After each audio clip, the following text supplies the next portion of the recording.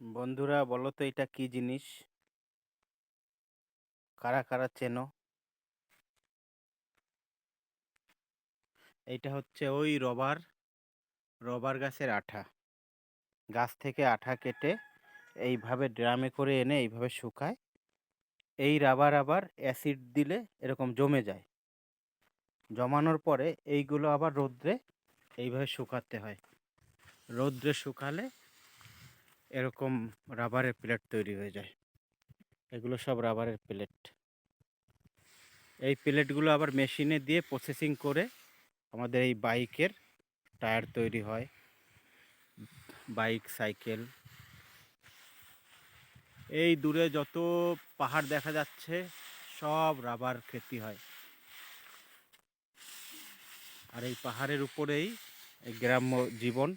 এইগুলো সব পাহাড়ের উপরেই ধান চাষ হয়। এই ধান সব পাহাড়ের উপরে চাষ হয়।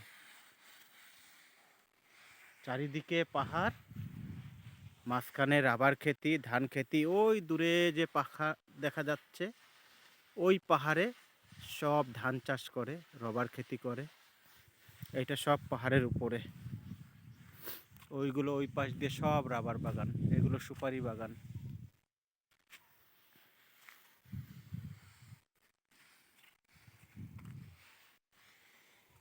এই হচ্ছে রাবারের গাছের আঠা। এরা দুধ বলে। নাগা ভাষায় একে গাখির বলে, গাখির। গাছের গাখির। দেখতে একদম, দেখো কত সুন্দর।